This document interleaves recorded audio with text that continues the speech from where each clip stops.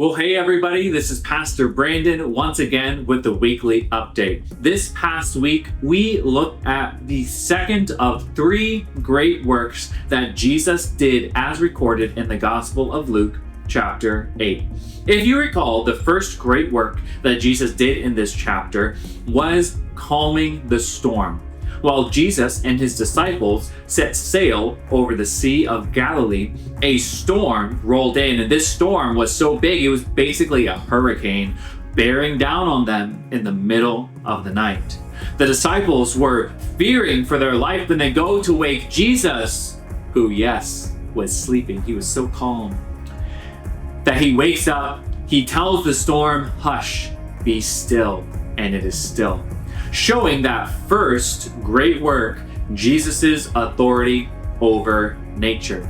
This past week, we looked at Luke 8:26 through 39, where Jesus casts out demons. Now, Jesus has done this before. He has cast out demons before, but this second great work was different because of a couple reasons. The first is that this passage marks the first and only time, as recorded in Luke, where Jesus sails to the other side of the Sea of Galilee, where Jesus goes to an area opposite of Galilee. And when Luke writes that it is opposite of Galilee, he means more than just physically. Luke is recording that this is Jesus traveling from Jewish territory to Gentile territory. This meant that people were pagans in that area, that they had many superstitious beliefs and confused about what Jesus was doing. So that's the first thing that makes this account different.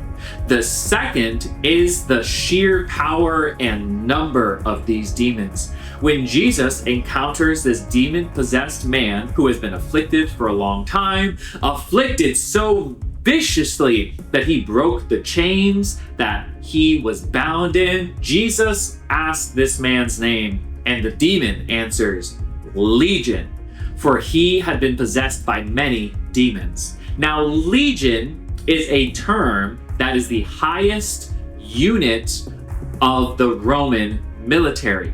So a legion would be 6,000 or more Roman soldiers.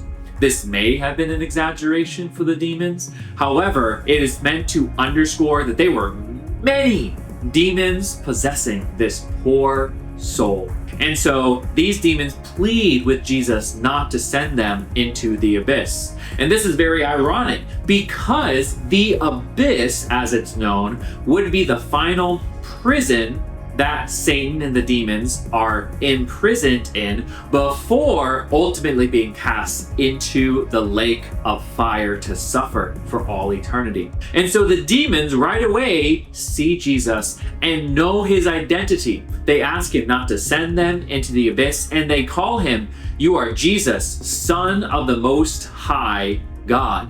This tells us the demons that already had an adversarial relationship with Jesus, God the Son. He existed before the incarnation. Jesus existed eternally, and the demons already were against him. They were already understanding his identity. So that is the second thing that makes this account different. It was on pagan soil. The sheer power of these demons and number of these demons is the second thing. And then finally, the third thing that makes this different is the reaction of the crowds. Because in Jewish territory, Jesus cast out demons and people were amazed. In this territory, Jesus cast out demons into a herd of pigs. You wouldn't have found those in Jewish territory. They were forbidden in Leviticus and Deuteronomy. He casts out these demons into these unclean animals that go crazy and send them into the water, which, let me tell you the irony, the water was associated with the abyss. The demons beg Jesus not to send them into the abyss. He sends them into the pigs, who send them into what was equated with the abyss. It was a prefiguration of what Jesus would ultimately do at the end of the age. Well, Jesus does this, and the people are afraid, but not reverentially. They were not afraid of how powerful he was in reverent awe. They were afraid because of their superstitions. They were afraid because of his strange power. So they asked Jesus to leave. And then the man who was healed, though he was banished from their lands, he was shackled, he didn't have any clothes on, he lived in the tombs, puts his clothes on, sits at Jesus' feet, and tries to learn as a disciple. And then he begs Jesus, wait, don't leave, take me with you before you go. And Jesus tells him that he needs to stay and ultimately evangelize, reminding us the best way to follow Jesus, that's to tell others about him. And so that was the story we had this past week in the Gospel of Luke.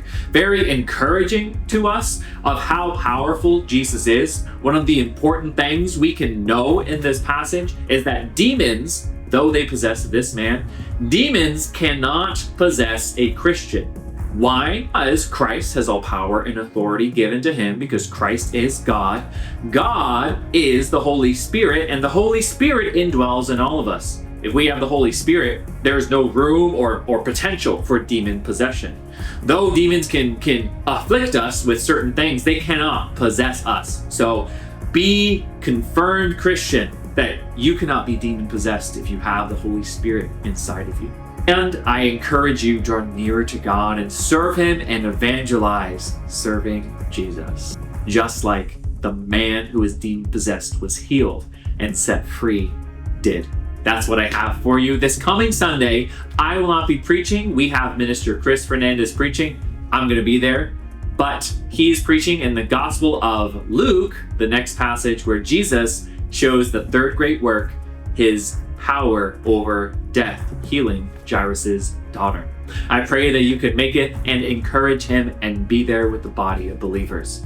This week, every week, we have the men's and women's Bible studies Monday nights at 6:30. We have our Wednesday night prayer night at 6 p.m., our Wednesday night missions activities for youth boys, youth girls, and students K through 5th grade. We have Sunday morning, Sunday school, 9:45 a.m., morning service, 11 a.m., where we gather with the other believers. And normally we have our evening service, but this Sunday we have something different. This Sunday at 5 p.m., at the church at 5th Street, we have our annual association meeting. All 12 of the Southern Baptist churches in the Keys will gather here for a special time of fellowship and a message and worship. I pray that you can make it to that. May the Lord bless you, may he keep you, and make his face shine upon you. Have a great week.